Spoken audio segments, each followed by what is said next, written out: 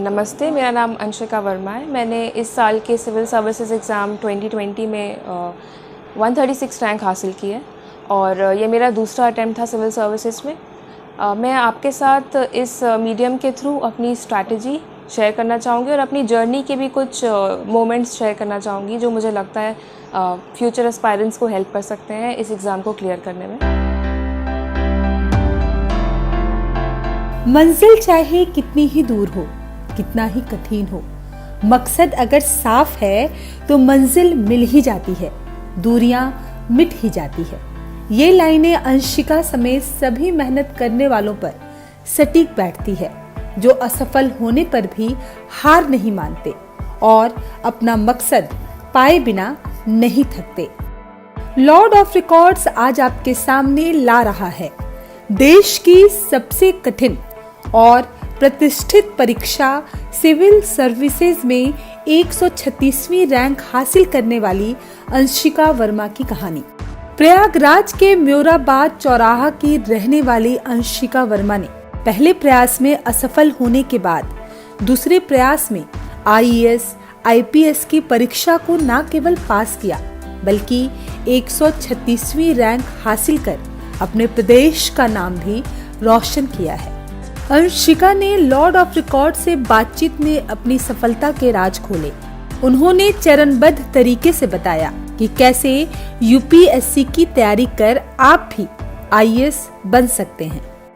सबसे पहले तो आई विल टॉक अबाउट कि मैंने कैसे प्रिपेयर किया। तो इस एग्ज़ाम के लिए प्रिपेयर करने के लिए सबसे इम्पॉर्टेंट है कि आप एग्ज़ाम की रिक्वायरमेंट को समझें। एग्ज़ाम 3 स्टेजेस में होता है, prelims and then mains and then interview. तो जो प्रिलिमिनरी एग्ज़ामिनेशन है उसका जो पैटर्न है that's completely different from mains. तो उस एग्ज़ाम की रिक्वायरमेंट को समझना बहुत ज़रूरी है, इसलिए आप प्रीवियस ईयर क्वेश्चंस को देखें। प्रीवियस ईयर क्वेश्चंस को मैंने बहुत देखा, समझा कि किस एरिया से क्वेश्चन ज़्यादा पूछे जाते हैं, क्या इंपॉर्टेंट है क्या इंपॉर्टेंट नहीं है, क्योंकि इतना मटेरियल होता है हमारे पास देखने को कि हम उसी मटेरियल में खो जाते हैं और जो नहीं इम्पॉर्टेंट होता है वो पढ़ने लगते हैं। तो इन सब चीज़ों को एलिमिनेट करने के लिए इट्स वेरी इंपॉर्टेंट कि आप एक एनालिसिस कर लें कि क्वेश्चंस कैसे पूछे जा रहे हैं। तो उस हिसाब से मैंने प्रीलिम्स की तैयारी की। मैंने पहले बेसिक सब्जेक्ट्स पढ़ लिए, जैसे कि history, economics, polity, geography, environment. ये सब बहुत मेजर रोल प्ले करते हैं प्रीलिम्स एग्ज़ाम में। तो मैंने सबसे पहले उन एरियाज़ पे फोकस किया, एक बेसिक रीडिंग कर ली सारे सब्जेक्ट्स की। उसके साथ साथ करंट अफेयर्स बहुत इंपॉर्टेंट रोल प्ले करते हैं पूरे एग्ज़ाम प्रोसेस में। तो उसके लिए मैंने डेली बेसिस पे न्यूज़पेपर तो पढ़ा ही, उसके साथ साथ मैंने डेली कंपाइलेशन जो आते हैं करंट अफेयर्स के, जैसे इनसाइट्स एक वेबसाइट है, वो डेली कंपाइलेशन देती है, तो मैंने उसको फॉलो किया। एंड देन मंथली कंपाइलेशंस भी होते हैं, विजन कोचिंग है एक, तो उसके कंपाइलेशंस आर वेरी एप्ट और बहुत कंसाइज होते हैं। तो आई थिंक वो मुझे बहुत हेल्प किया इस एग्ज़ाम के लिए प्रिपेयर करने के लिए। तो प्रीलिम्स तो इट्स ऑल अबाउट प्रैक्टिस। आप जितना प्रैक्टिस करेंगे उतना आपको समझ में आएगा कि क्या आंसर हो सकता है। आपको फैक्ट्स याद होने लगेंगे धीरे धीरे प्रैक्टिस करके, और आप इंटेलिजेंट गेसिंग भी कर पाएंगे प्रैक्टिस के थ्रू।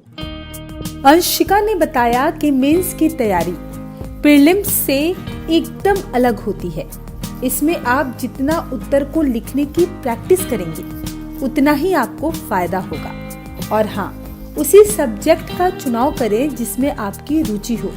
अपनी सेल्फ स्ट्रेटेजी बनाकर अपनी कमियों को दूर करने का प्रयास करें। सेकेंडली, अगर मैं मेंस की बात करूं तो मेंस की अप्रोच बिल्कुल डिफरेंट होनी चाहिए, क्योंकि वो डिफरेंट गेम है।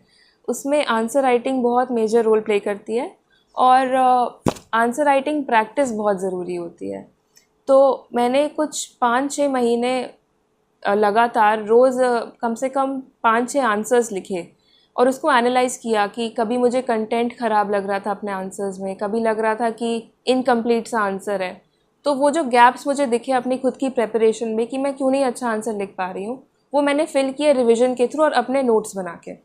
तो आई थिंक इस एग्ज़ाम में ज़रूरी है कि आप एक सेल्फ़ असेसमेंट करें कि आप कहाँ गलत जा रहे हैं, कहाँ सही जा रहे हैं। उस असेसमेंट के थ्रू आप अपनी इंडिविजुअल स्ट्रैटेजी बनाएं, क्योंकि उसी से आपको पता चलेगा कि आपकी इंडिविजुअल स्ट्रेंथ्स कहाँ हैं और उन स्ट्रेंथ्स पे आप प्ले करें इस एग्ज़ाम में।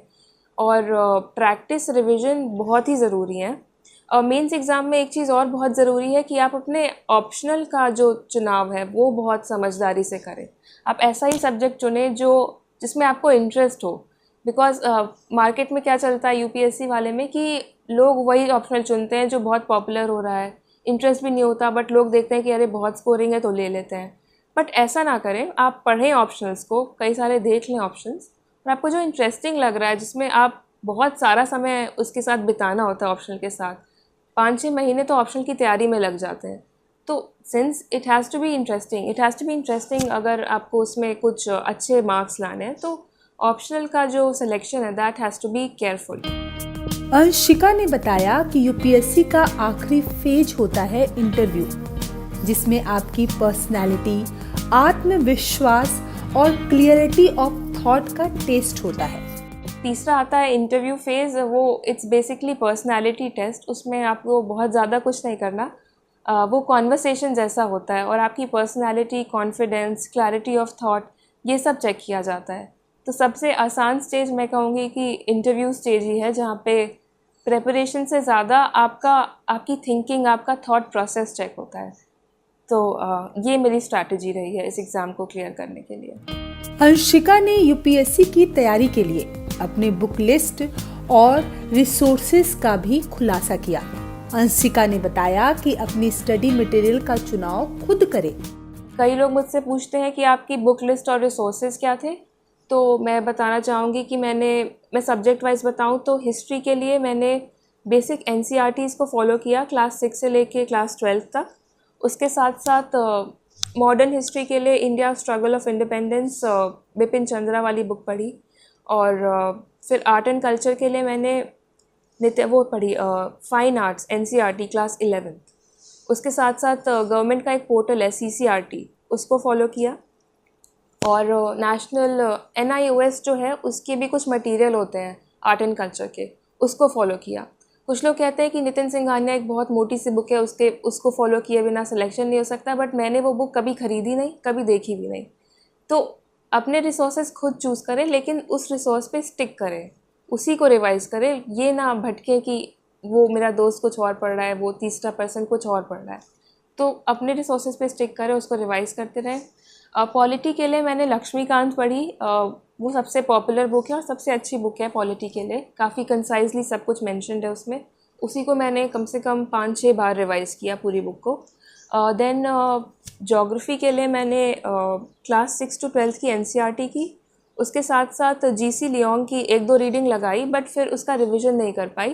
बट मुझे लगता है कि एनसीईआरटी सफिशिएंट है ज्योग्राफी के लिए, ज्योग्राफी से आजकल क्वेश्चंस भी कम आ रहे हैं। और इन्वायरमेंट के लिए मैंने क्लास 12th की एनसीईआरटी के लास्ट के 4 चैप्टर्स बायो के वो किए थे एनवायरनमेंट के लिए। और एनवायरनमेंट के लिए करंट अफेयर्स करना बहुत ज़रूरी है, तो करंट अफेयर्स को लिंक करके स्टैटिक पोर्शन को प्रिपेयर करना है एनवायरनमेंट में। सिमिलरली इकोनॉमिक्स के लिए मैंने माइक्रो इकोनॉमिक्स की एनसीईआरटी पढ़ी और उसके साथ साथ करंट अफेयर से लिंक करती गई, और जो भी क्वेश्चन पेपर सॉल्व करती थी उसमें जो फैक्ट्स और फिगर्स मिलते थे मुझे, या जो कॉन्सेप्ट्स नए मिलते थे, उसके मैं नोट्स बनाती थी, उसको रिवाइज करती थी। आपके मन में ये सवाल घुमड़ रहा होगा कि अंशिका रोज कितने घंटे पढ़ती होगी और कितने समय में उसने ये एग्जाम निकाल लिया। तो उसका जवाब आप खुद अंशिका से सुन लीजिए।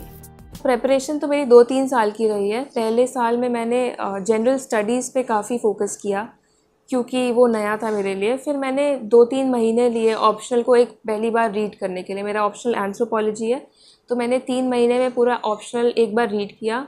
अगली रीडिंग में ऑप्शनल के मैंने उसके नोट्स बनाए, तो मुझे उन नोट्स को बनाने में करीब 500-600 पेज के नोट्स हैं, तो मुझे लग गए 4-5 महीने। फिर मैंने एग्ज़ाम के आसपास उसे 2-3 बार रिवाइज़ किया और वही लिखा एग्ज़ाम में।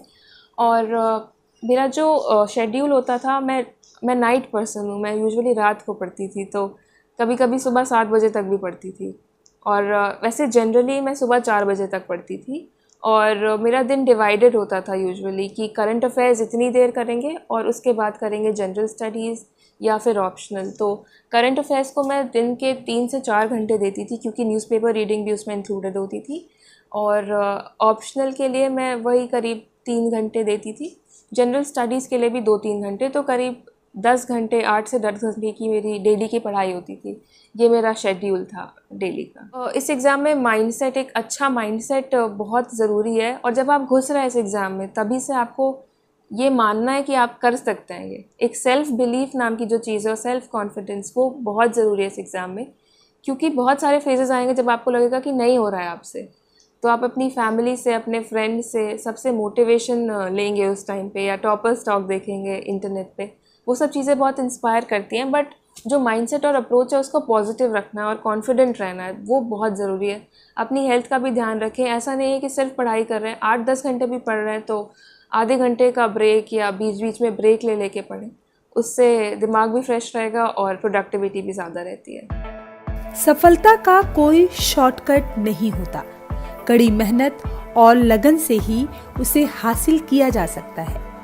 लेकिन मेहनत के साथ ही पॉजिटिविटी एक ऐसा फैक्टर है जो आपकी सफलता के बीच की दूरी को कम कर सकता है। इसीलिए जीवन का लक्ष्य चाहे कोई भी हो, लेकिन सकारात्मकता का साथ कभी नहीं छोड़ना चाहिए।